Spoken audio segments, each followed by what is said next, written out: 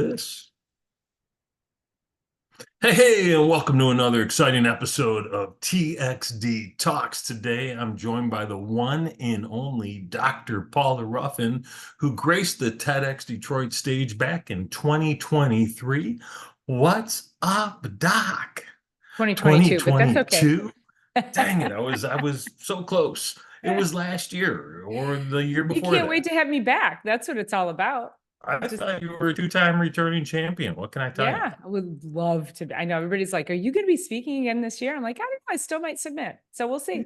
Yeah. Yeah, good, good, good. So So yeah, I'm how are doing you? great. Super excited Yeah, to be here. This is awesome. 22. Gosh, it seems like forever ago. So you Telling got to you. join us at the famed and fabled music hall? That was amazing. That place was so beautiful. It was so unique. The history in that building, and it actually felt like you were part of history. And for me, to be on the TED stage was historic in my career. And then to be in a historic building in Detroit was just like, it just topped it off. If you haven't been, just walk into the lobby of that place, like next time you're at a Lions or a Tigers game, just to see the signs of the names of all the people that have performed there. Now, I didn't see your name on the wall there yet, but maybe they're adding I that. think I it's there don't. now. It's there now. Okay. Yeah, they Okay. were so impressed with my TEDx talk that they're like, we have got to put Dr. Ruffin in history in this building. So I love that. All right. So for those that didn't see it and experience it, tell the good people what your talk was about.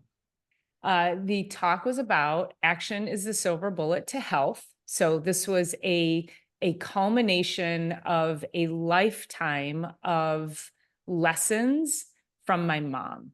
And the powers that be, Terry Bean and others, gave me 8 minutes. They gave all of us 8 minutes to distill a lifetime message into something that was going to be impactful and resonate with the audience. So that's just, it doesn't sound too exciting on the surface, but it was really just about talking about my mom. She was raised as a single mom, raising 4 kids on food stamps. And this woman, like, she taught us how to eat well. She taught us how to read food labels. She taught us how to cook. She taught us how to make exercise and lifestyle top of the things that we do every day in life, because she knew that she just wanted us to have the best possible life we could. And she knew that through those pillars that she was giving us an incredible legacy. So that's really, I use that as a springboard to say that that talk really got me thinking about the legacy of health, and that if she hadn't taught me those things, I wouldn't have been teaching my daughter those things. And I don't know that I'd have been standing on the stage at TEDx Detroit in trying to help inspire others to also live a legacy of health. So it was pretty cool. That's amazing. Now, you actually teach patients those things too, don't you? I teach what? Sorry. You teach patients those things as I teach, well. yes, yes. So And this is, anyone who follows you. yes. So I have a pretty strong YouTube channel, so people can follow me there, because these are the lessons that I'm using as an archive. I'm trying to create a library of lessons that I can help people have tangible, actionable things, simple things that they can do on a daily or weekly basis to get out of their own way and just start living better, because you can't live a life full of vitality and wellness and longevity when you're piling donuts in your mouth and you can't move because you've just destroyed yourself. So it really becomes my mission, and just something that it just means so much to me to be able to help people start teaching their kids, because we also have an incredible obesity issue in our country. These kids, 40% of our kids today are clinically obese. That means over 40% body fat. And so they're not moving, they're not eating well, parents aren't teaching them. And so this is our next generation that's going to lead us. So we have got to get to these kids and get them into a better habits. So I'm a huge fan of powdered sugar donuts. Is like 7 at a time? Is that where we draw the line? What's too many? Well, if you drink water, because water's hydrating. So, listen, I'm not completely evil on the food thing, right? So, if you got to have one of the minis, one, maybe once a year. And now don't tell anybody, but I eat one donut a year from the cider mill. I got to have my donut, that hot donut dipped in my cider. I got to have that once a year. All So you can have right, a fair treat, enough. Fair enough. right? So back to TEDx Detroit. Did you apply more than one time? Funny story. I applied once, but since I went to my first TEDx in, I think it was 2018, I kept saying, I'm going to be on that stage. I'm going to be on that stage. The one thing that I learned is that you can't be on the TED stage unless you really apply. So I finally applied in 2022 because I think I got a call from you that said, hey, the deadline's tomorrow. Have you sent in your application? And so I needed that prodding. And, Terry, so much of it was fear. It was fear. It was imposter syndrome. Yeah, I wanted to do that, but who the heck was I to stand on that stage that's just that prestigious and deliver my little message? So yes, I applied once. I got on the wait list to the what do you call it? I was on the I On the was cut. first runner up, I think. That's And right. so and then I actually got an email on my birthday, September 18th of that year, but I didn't get the email till 2 days later. So it came in on my birthday and I missed it. What a birthday present that would have been, that said that I actually was chosen. So no, I only applied once, but I kept telling myself I was going to be on that stage every year. And funny thing, I never was because I didn't apply. Love that. Yeah, it turns out step one, apply. Good, Yeah. excellent point. And speaking of birthdays, we're actually hosting a pretty big birthday party for you this year because TEDx Detroit 16 is happening on your birthday, September 18th, I 2020. appreciate you guys doing that for me. That's going to be the best Like birthday that. party. It'll be a good time. It'll be a good time. How long did you practice the talk? So this was a talk that I had done for Habitat for Humanity. And it really became, anytime I do a talk, I think of it like it's a piece of clay.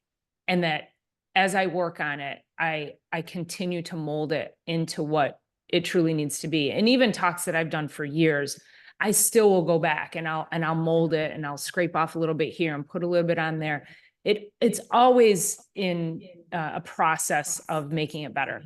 So this talk I had done earlier that year for Habitat for Humanity, I was told it was a 20-minute talk. So I'm on stage and at 10 minutes, I get this. And I'm like, so someone didn't get the memo to the person who told me it was 20 minutes. So in my head, on stage, in the middle of this thing, I have to figure out what to cut out. So I wrap it up. People still to this day tell me it's one of the most impactful talks they've ever heard. They will quote things from that talk to me. So then you all were gracious enough to invite me that summer to speak at Life Better. And I had 10 minutes. So I took that same talk and I was like, well, I already shaved 5 minutes off like that. So let me shave 5 more minutes off. So then I did that. And then when TEDx came around, I wasn't sure which way I should go with it, but I thought I was really comfortable with the talk. It was all about how I wanted that message of legacy health to be, and it really is so foundational. This talk is such a foundation for me going forward. So then I thought, well, I took it from 20 to 15 immediately, and then to 10, and I could take it to 8. So I did kind of practice. I wasn't practicing consistently for 6 months, but once I knew I was going to be on the TED stage, I had about 4 weeks to really clean that up and move things around and make sure that it was going to actually impact the audience. I wanted people to leave with that message and an understanding of what they needed to do next. So yeah, it is whittled it away. Whittle, whittle, whittle. Nice. Mhm. Did the experience live up to the hype, Oh like in man. your mind and what you've heard? Oh, for sure. When I went to my first TEDx, sitting in that room for years, I thought, what is it like to be at TEDx? Because we all know that just watching TED Talks is inspiring. That's why we watch them. Probably one of the, I don't know this to be true. You could probably answer. It's probably one of the biggest platforms that people get information from, education wise or whatever the topic is. And so I went to that first one and I was blown away because the speakers were incredible. The people in the audience, you're taking an event that has all of this inspiration, and all these other really cool people are drawn to it. So you're sitting in the audience, you're going out to lunch, you're going to the labs, and you're constantly meeting people who are in your circle and you don't even know it. So everybody's there to gain inspiration, to learn something, to meet other cool people.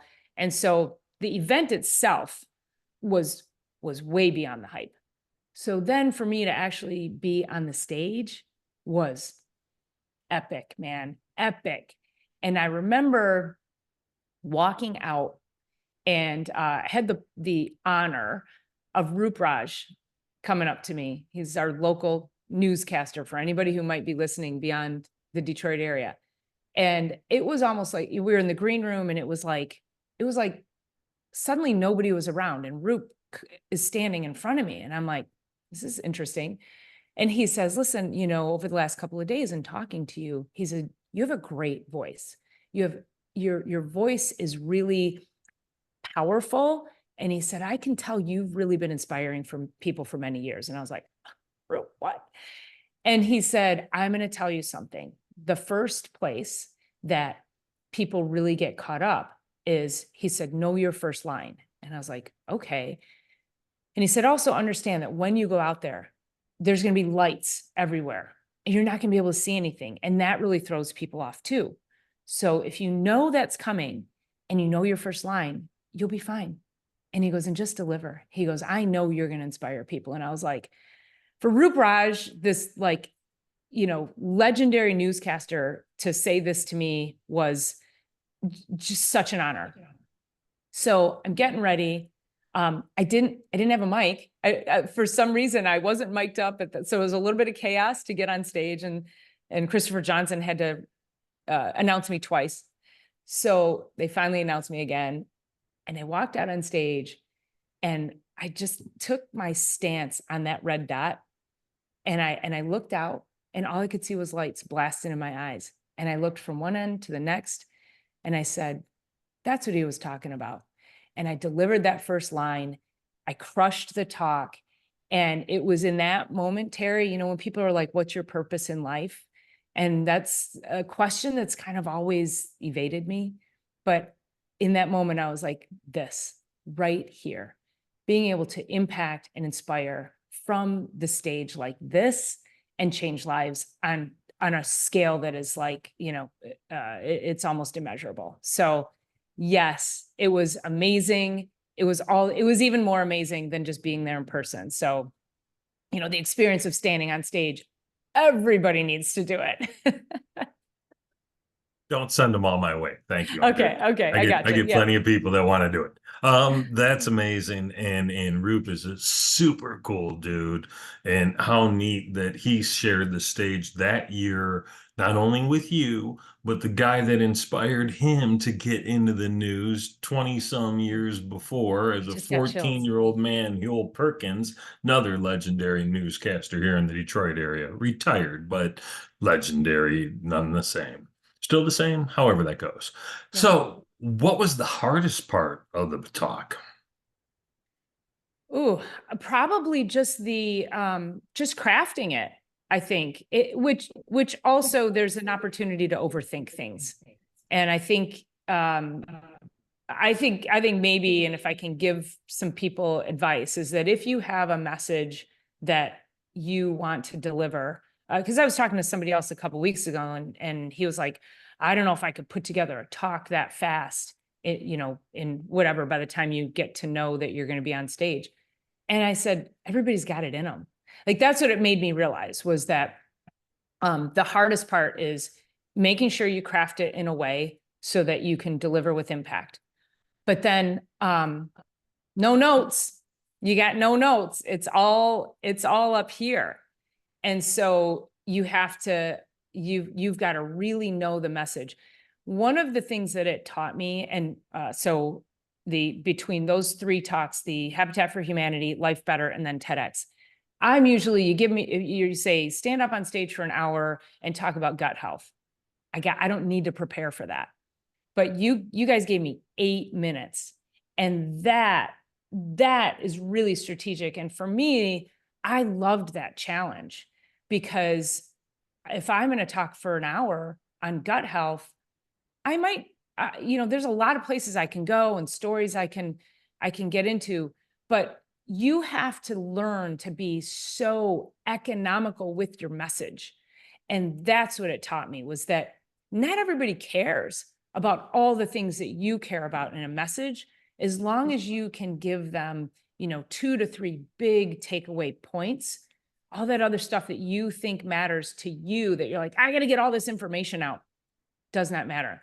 So that was a really, I'm going to say challenging. I wouldn't call it a hard part, because I actually enjoyed it. I liked being able to, again, like, take that piece of clay and craft it and mold it into something that people could look at, touch, feel, that was going to be like, I got this, versus something that was going to be, they couldn't really connect to, or I was going to over explain it. So it's good. And I think if you're somebody who likes to speak, take the challenge, just do it. And I did a storytelling competition not too long ago too. I had 5 minutes and I told another story about my mom, but it forces you to understand how you can impact people in a more economical and efficient way. So that was probably the most challenging. Less is more. Mm-hmm. I have a bad habit of, when I'm speaking or training, if you give me time, I'm going to fill the time, right? And that's the easiest thing for me to do. You give me 3 hours to talk, really only 3 hours? I need a little more. I can talk for hours, so having that ability to be concise and crisp with your words and your message is really, really valuable. So I love that part. And I think that is a challenge. Mark Twain famously quipped, I would have written you a shorter letter if I had more time. Yeah. Yeah. Right? That's Right. so good. It's so good. So has the talk and the video and the sharing it, has it impacted your life or your business in any particular way? Yeah, it's been really neat, because now when I'll just meet people at different events around town, and they'll be like, "Oh, you did a TED Talk." So it gives you a little bit of celebrity status, which, I love it. I love the attention, because I also am using it as a springboard to other speaking events, and to meet other people and connect with other people. And people have reached out to me, perfect strangers. Hey, this is what I do. I'd love to talk to you about doing a TED Talk. So I've gotten to meet some really cool people, and it's become I guess a portal or a springboard to so many other things. And one of the things that I'm planning on doing is taking that talk and developing, it's going to be called Beyond the TED Talk, and taking several lessons out of that talk and expanding them back out, and then creating these little other maybe workshops or keynotes out of it. So now the TED Talk becomes something you can send somebody as, a brief keynote, or you could cut that up into little pieces if you needed to. But now you have 6 different workshops, breakout sessions, if you will, that you can talk about, that all stem from that. So it becomes, again, it's my nucleus of things that I'm working off of. So it's been cool. Very, very cool. All right, last question, because it is time to wrap this bad boy up. How do people find you? And I'll give you a two-parter. Why might they want to? People can find me if they go to drruffin.com, drruffin.com. All my socials are there. And the reason they want to connect with me is because I am providing value in the world of health and wellness.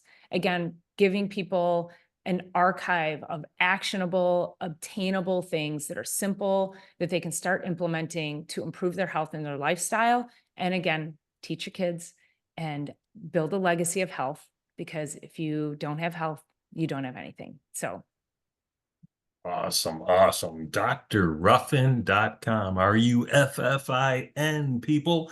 Well, thank you so much for joining us on this edition of TxD Talks, and we'll all look forward to seeing you real soon. Thanks for being thanks, here. Terry. Appreciate it. See ya.